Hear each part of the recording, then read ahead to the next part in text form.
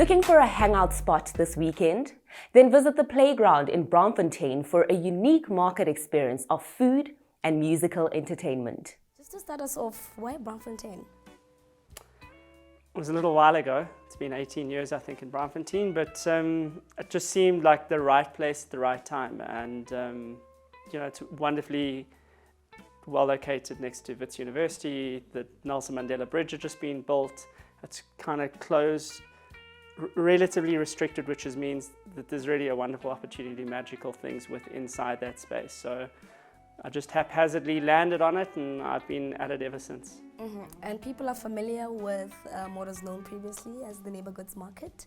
What can they expect to be different this time around? What makes the playground unique? Well, there are many of the aspects that people loved about the neighbor goods market, which will remain in that space. It's an artisan market, so we have handpicked the most dynamic store holders that have been around in the last 10 years, people that are new and fresh and dynamic in the space. So certainly the food, entertainment, amusement aspect of it is still very much there, but the playground is a new adaptation for a new time. It's a world that's post-COVID, and it's also around about the kind of construct of what my business has always been around, and my business is called Braamfontein. So the playground, different variant adaptations. It's a new age, a new vision, and the vision is much more amplified. So we're going to have live performance murals. We're very focused around musical entertainment aspects. So that's going to be a very, very big driving force of the future of this new market space. And in your opinion, is the community ready for this market experience? I absolutely believe that the market's ready for it. I mean, sometimes you can make things that are a little bit forward-thinking and progressive, but they also, they task your audience to aspire harder, to dream bigger. And those are the sorts of things that I've always been in the business of doing. So to make things that are transformatively change-making, and people will step into that space because that's the human condition. We built that way. Mm-hmm. And innovations, Adam, that are key in building the culture in communities like Braamfontein?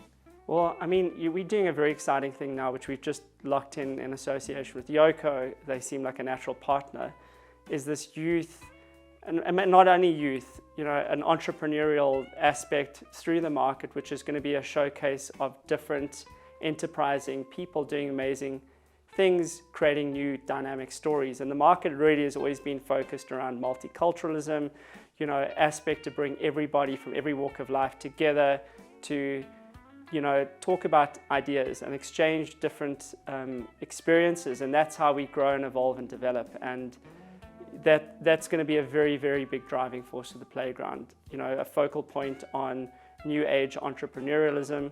We've got our first thing is going to be a collaborative association, which we're doing, and it's going to be around streetwear. So we've got 5 young, dynamic, up and coming, operators in that space, and we're going to give them a platform. And every single month there will be a new platform guided by a different director, a different curator, telling a different story.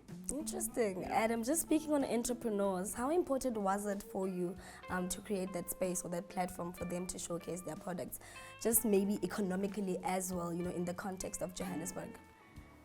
Listen, it's vitally important because I'm an entrepreneur, and this is the governance of how I'm created. So I know, entrepreneurs are solution-based people who are trying to find answers to questions all the time. And Braamfontein, has a very big youth community and culture, and people over there are finding their way into the world, and they will find that life very quickly presents with problems.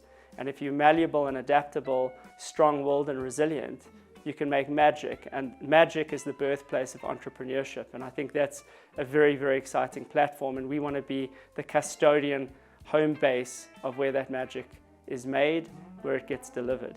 Absolutely, Adam. Is there anything that I didn't ask that you think is significant just regarding the market itself or tomorrow, the experience, anything at all that you think, might interest someone to come and visit? You've touched on all the key points over here, but one thing that I do want to do as an extension and an invitation to people coming into the market is that there was, for years, Braamfontein was this dynamic, melting pot, magical thing, and aspects of that very firmly still there. There was a moment where people might have thought, that the place, or not Braamfontein specifically, but the city was kind of falling to pieces and getting a little bit more well-ridden or grime-ridden, you know, and we have focused very intently on security. We've placed, you know, hundreds of different cameras in. The entire neighborhood's under 24-hour surveillance, which is the first area in the inner city of Johannesburg to have this type of capability.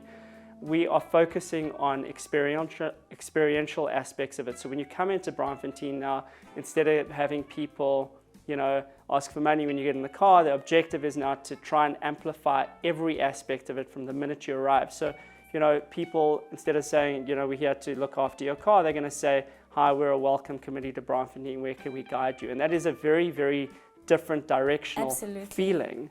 And it's a part of the process of upgrading and improving everybody's lives, from, you know, people that are on the streets to people that are, you know, coming in here who are CEOs of companies. It's very wide-ranging, and it's going to be very inviting. We want people to come there with a smile on their face, because they're going to leave with a smile on their face. Absolutely, Adam. Thank you so much for your time. It was an absolute pleasure speaking to you.